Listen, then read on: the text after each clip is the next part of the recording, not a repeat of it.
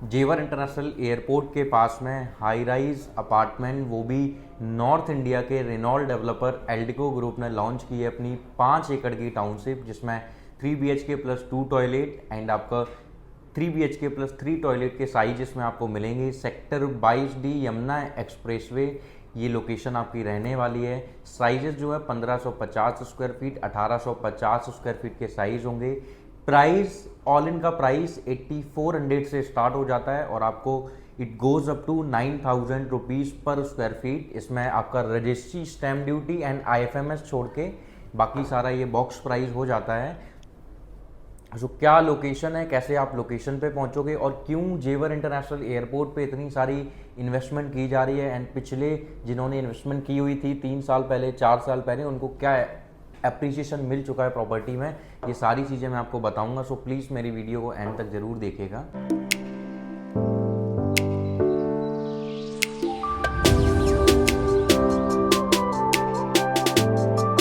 Hello investors, मेरा नाम मोहन त्रिपाठी है। आई होप आप बहुत अच्छे होंगे।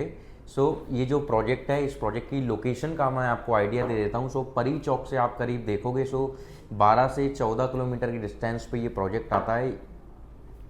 आप जब एग्जिट लेते हो, एग्जिट नंबर 2 से एग्जिट लेते हो सेक्टर 22D के लिए, सेक्टर 22D पे ये प्रोजेक्ट आएगा। अगर आपको पता हो पूर्वांचल का प्रोजेक्ट भी हमारे प्रोजेक्ट के जस्ट लगा हुआ प्रोजेक्ट है। वहाँ पे ही हम ये प्रोजेक्ट लेके आए हैं। ये जो प्रोजेक्ट है 5 एकड़ की सोसाइटी ये लेके आए हैं, जिसमें सारी अल्ट्रा लग्जरी एमिनिटीज़ आपके माइंड में जितनी भी एक अच्छे डेवलपर को जब आप लेके आते हो माइंड में, लाइक जैसे DLF हो गया, गोदरेज हो गया, तो इस तरीके के, और जैसा इनके जैसा ही एल्डको डेवलपर है नॉर्थ इंडिया का नंबर 1, वैसे ही ये भी एमिनिटीज़ वगैरह अपने लेके आए हैं। जब परी चौक के बाद एग्जिट लेने के बाद में, जैसे आप एग्जिट लेते हो, जहाँ पे आपका स्पोर्ट्स कॉम्प्लेक्स है, जहाँ F1 ट्रैक वगैरह है, उससे बिल्कुल लगा हुआ ये प्रोजेक्ट आपको मिल जाता है।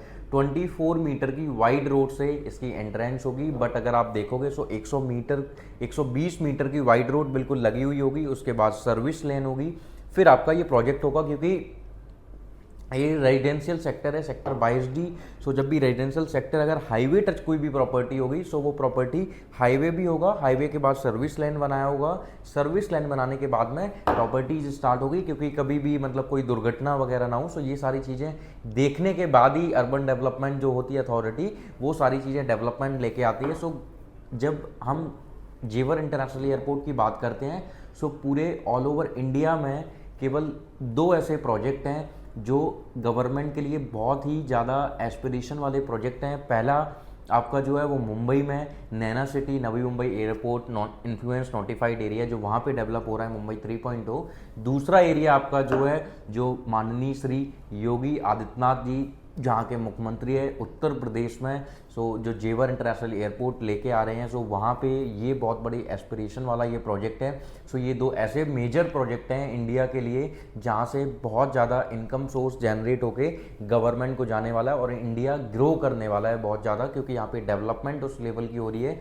अगर मैं जेवर इंटरनेशनल एयरपोर्ट की बात करूँ, वहाँ पे, और कभी भी आप देखो किसी भी लोकेशन में जब सेक्टर डिवाइड होने लगते हैं, तो मतलब कि वो लोकेशन बहुत ही ऑर्गेनाइज वे में डेवलप की जा रही है। Organise way in the sense कि प्रॉपर जोन होंगे, हर एक क्लस्टर्स बनाए होंगे कि ये क्लस्टर जो है, ये जोन जो है कॉमर्शियल का है, ये जोन जो है ये रेजिडेंशियल जोन है, ये इंडस्ट्रियल जोन है, ये IT जोन है, ये स्पोर्ट्स जोन है।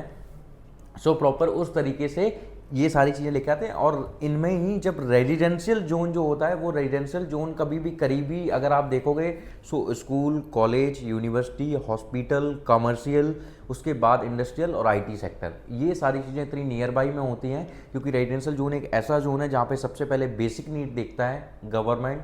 जब भी गवर्नमेंट कोई भी रेजिडेंशियल सेक्टर डेवलप करते हैं, उसके आसपास में मोस्टली आप देखोगे कॉमर्शियल प्रोजेक्ट ज़्यादा होंगे। चलते आपका IT सेक्टर या इंडस्ट्रियल थोड़े से दूर हो सकते हैं, बट ये सारी चीज़ें नहीं होगी। लेकिन यहाँ पे आप देखोगे residential zone, commercial, IT sector, industries, हर एक चीज़ आपके नियर बाई में रहने वाली है। आप वहाँ पे अगर आज की डेट में ऑपरेशनल यूनिवर्सिटीज़ देखो, गलगोटिया हो गई, शारदा हो गई, JBM हो गई, आपका गौतम बुद्ध यूनिवर्सिटी हो गई, तो इतनी बड़ी बड़ी यूनिवर्सिटीज़ वहाँ पे, MIT हो गई, ये सारी यूनिवर्सिटीज़ वहाँ पे ऑलरेडी ऑपरेशनल हैं।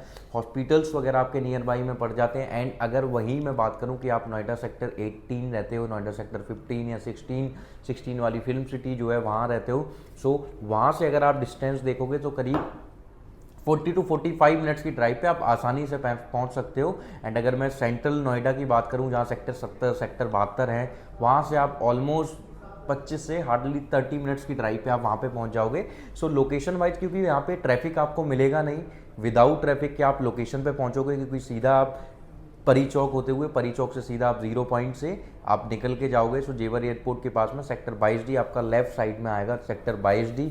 सो वहाँ पे ये प्रोजेक्ट प्रॉपर आपका ये प्रोजेक्ट पड़ने वाला है। सो डेवलपमेंट के मामले में आप देखो, जितनी भी बड़ी बड़ी कंपनीज होंगी, TCS, इन्फोसिस, गूगल का डेंटर, उसके बाद बीकानेर वाला आपका LG कंपनी, सो जितनी भी EV रिलेटेड कंपनीज़ हैं, IT सेक्टर से रिलेटेड कंपनीज़ हैं, सेमीकंडक्टर्स वाली कंपनीज़ हैं, या मैन्युफैक्चरिंग वाली कंपनीज़ हैं, ये सारी बड़ी बड़ी कंपनीज़ आ रही हैं। और कोई भी अगर एक बड़ी कंपनी आ जाती है, लाइक जैसे कोई मर्सिडीज़ आ गया या कोई गूगल का ब्रांड आ गया, सो इनके OEMs कंपनीज़ बहुत ज़्यादा आ जाती हैं, जो ओरिजिनल इक्विपमेंट मैन्युफैक्चरिंग वाली कंपनीज होती हैं, वो OEM कंपनीज बहुत आ जाती हैं। अगर कोई भी एक बड़ी कंपनी आ गई तो ऐसे मान लो कि 100 OEM कंपनीज इनके पीछे लगी हुई आ जाएंगी। सो ये सबसे ज़्यादा डेवलपमेंट का होता है। सो जब इतनी बड़ी बड़ी कंपनीज आ रही हैं, तो इनके साथ साथ OEM भी आएंगे इनकी। जब इतना सारा एम्प्लॉयमेंट आएगा, और हाई राइज के मामले में अगर आप देखो, सो हाई राइज वहाँ पे बहुत ज़्यादा नहीं आ सकते हैं, क्योंकि जेवर एयरपोर्ट से आप देखोगे, सो जेवर इंटरनेशनल एयरपोर्ट भी हमारे प्रोजेक्ट से करीब 16-17 किलोमीटर डिस्टेंस पे होगा।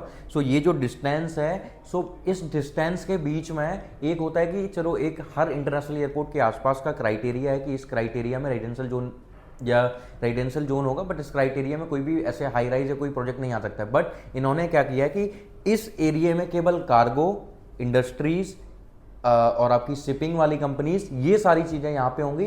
बाकी का जो है रेजिडेंशियल IT सेक्टर, ये सारा उसके बाद होगा। सो वो जोन के बाद में सो अपना सेक्टर लास्ट सेक्टर होगा जहाँ रेजिडेंशियल जोन होगा, अदरवाइज उसके आगे कोई भी आपको रेजिडेंशियल जोन नहीं मिलेगा। सो इतने सारे एम्प्लॉयमेंट जनरेट होगा। सो उनके पास में जो ऑप्शन होगा, वो ऑप्शन हमारा ही प्रोजेक्ट होगा। एंड आप देख लो, हमारा देखी हुई चीज़ है कि 3,000 रुपये स्क्वायर फीट, 10,000 रुपये स्क्वायर यार्ड या 7,000 रुपये स्क्वायर यार्ड पे चीज़ें द्वारका एक्सप्रेसवे पे बेची जा रही थी एक टाइम पे। और आज की डेट में आप देख लो कि फ्लैट के प्राइस 20,000 रुपये पर स्क्वायर फीट के नीचे नहीं लॉन्च हो रहे हैं। और प्राइस अगर आप प्लॉट्स के देखोगे तो कहीं 2 लाख रुपए। वहीं अगर मैं गाजियाबाद में वेव सिटी की बात करूं तो सेम 30-40 हज़ार रुपए का प्राइस था, और आज वो कहीं 2.25 लाख रुपए पर गज का प्राइस हो गया है। सो आप देखो, सो हमने सारी चीज़ें देखी हुई हैं कि डेवलपमेंट एक्चुअल में होती है। एंड आप देखो कि अथॉरिटी वाले भी जो प्लॉट्स हैं, येडा के यमुना एक्सप्रेसवे अथॉरिटी के जो प्लॉट्स हैं, वो कहीं ना कहीं 24,000, 26,000, 28,000 में वो लोग निकालते हैं, जिसके फॉर्म निकलते हैं। और वो जब रीसेल होते हैं, सो वो रीसेल होते हैं करीब 1 लाख, 1.25 लाख, 1.5 लाख रुपए, क्योंकि वो जो यमुना एक्सप्रेसवे है, सो उनके सेक्टर ब्लॉक के अकॉर्डिंग डिवाइड है। सो जितने अच्छे प्रीमियम ब्लॉक में आपका प्लॉट होगा, उसके अकॉर्डिंग आपका रीसेल में निकलता है। सो इतना एप्रिसिएशन ऑलरेडी लोगों को वहाँ पे मिल रहा है। वहाँ पे ATS हो गया, पूर्वांचल हो गया आपका, ओएसिस, सॉलिटेरियन सिटी, एस, ये सारे बड़े बड़े डेवलपर्स पहुँच गए। और आप देखो कि कहीं ना कहीं ये डेवलपमेंट होने के बाद लास्ट 3 साल में नोएडा में बहुत सारे बड़े बड़े डेवलपर्स पहुंचे हैं। उसका रीज़न ही केवल यही है कि वहाँ पे डेवलपमेंट इतनी सारी हो रही है, वहाँ पे सेक्टर डिवाइड हो रही है। सो इतनी सारी डेवलपमेंट होगी, सो रेजिडेंशियल की डिमांड बहुत आएगी। लोग आएंगे तो लोगों को रहने के लिए जगह भी चाहिए। सो उसके लिए ये है। सो अभी क्या है कि अभी इनका जो प्रोजेक्ट है, ये पोस्ट रेरा वाला इनका प्री लॉन्चिंग स्टेज में प्रोजेक्ट है। सो ये जो 8400 से 9,000 रुपये पर स्क्वायर फीट का जो प्राइस है, ये प्राइस प्री लॉन्चिंग स्टेज में चल रहा है। 5 तारीख से हम इनके चेक को जो है बैंक करना स्टार्ट कर देंगे। 5 लाख रुपए का हम 1550 square feet 3 BHK plus 2 toilet से लिए हम चेक ले रहे हैं EOI का। एंड बड़े साइज़ के लिए 1850 स्क्वायर फीट के लिए हम जो चेक ले रहे हैं, वो 7 लाख रुपए का चेक ले रहे हैं। बैंकेबल चेक ले रहे हैं, जो हम 5 तारीख से लगाना स्टार्ट कर देंगे प्रायोरिटी नंबर के अकॉर्डिंग। फिर उसके बाद में ही आप हमारे पास आओगे, साइट विजिट करोगे, एंड अपना फ्लैट अलोकेशन वाले टाइम पे आप फ्लैट देखोगे, जो भी जिस भी फ्लोर पे आपको पसंद होगा। सो ग्राउंड प्लस 33 की हाइट रहेगी इस फ्लोर की। पोजेशन जो है 2029 एंड तक हम इसका पोजेशन करेंगे। 2030 मोटा मोटा आप मान के चलो, बट 2029 के एंड तक हम इसका पोजेशन करने का है इनका। सो पोजेशन हम 2029 के लास्ट में कर देंगे। पेमेंट प्लान भी जो आपका होगा, सो 2029 लास्ट तक ही इसका पेमेंट प्लान भी जाएगा। प्राइसिंग अगर वैसे मैंने मोटा मोटा आइडिया आपको दिया है, सो आप वैसे अगर देखोगे, सो प्राइसिंग करीब 140 145 से स्टार्ट हो जाती है 1550 स्क्वायर फीट की। सो इस तरीके की ये प्राइसिंग है।